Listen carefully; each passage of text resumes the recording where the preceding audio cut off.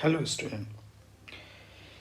Question given is suppose Anil mother want to give 5 whole fruits to Anil from a basket of 7 red apples, 5 white apples, and 8 oranges. If in the selected 5 fruits, at least 2 orange, at least 1 red apple, and at least 1 white apple must be given, then the number of ways Anil's mother can offer 5 fruits to Anil is.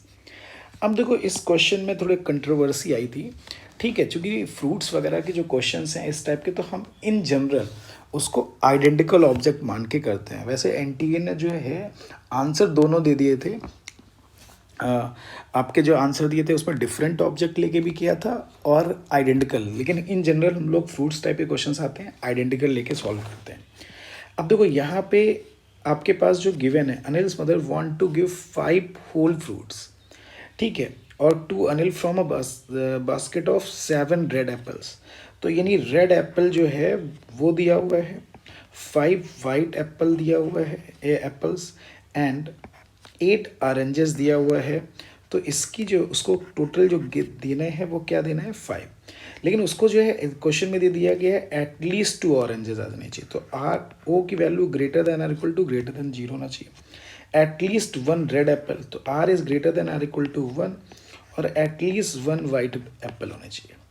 ठीक है, अब देखो हमने क्या किया, मुझे red Apple, ठीक है, यानी रेड एप्पल, वाइट एप्पल और ऑरेंज, टोटल इन तीनों फ्रूट्स मिला के उसे देना है 5, यानी कुल मिला के 5 फ्रूट देना हो सकता है वो इसमें इसमें इसमें, लेकिन उसने बोल एक कंडीशन दे दी, at least 1 red, at least 1 white apple, और एटलीस्ट 2 क्या आ जाने चाहिए, ऑरेंजेस आने चाहिए। अब इसके लिए हम लोग क्या करते हैं ऐसे क्वेश्चंस में, तो जो मिनिमम वैल्यू है वो दे दिया। जैसे हमने एक R1 दे दिया, तो अब उसके पास R डैश हो गया। मान लिया एक वाइट दे दिया तो इसके पास दिस हो गया। एक ऑरेंज जिसको 2 दे दिए, अब हमने जब दे दिया 2 + 1 + 1, यानी हमने 4 दे दिया, तो अब उसे देना कितना है, 1।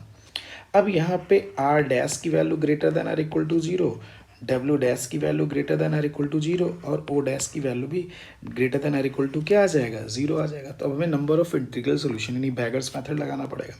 तो बैगर्स मेथड के अकॉर्डिंग टोटल नंबर ऑफ जो सोल्यूशन आएंगे तो आ जाएगा 1 + 3 - 1, ठीक, C3 - 1, तो ये आ गया 3C2, यानी कितना आ गया, 3 आ गया। तो हम जो इस क्वेश्चन को सॉल्व कर रहे हैं वो किस बेस पे सॉल्व कर रहे हैं, आइडेंटिकल। इन जनरल हम लोग आइडेंटिकल बेस पे सॉल्व करते हैं, ठीक है, और डिफरेंट वे से भी सॉल्व किया जा सकता है इस क्वेश्चन को, ठीक। उसमें C1 अलग अलग केस बन जाएंगे हमारे पास, ठीक है। तो ये हो गया। तो मेरे अकॉर्डिंग जो आंसर आना चाहिए वो क्या आना चाहिए, 3 आना चाहिए। वैसे एनटीए ने इस क्वेश्चन में दिया हुआ भी है, दोनों आंसर दिए हुए हैं, ठीक है। ओ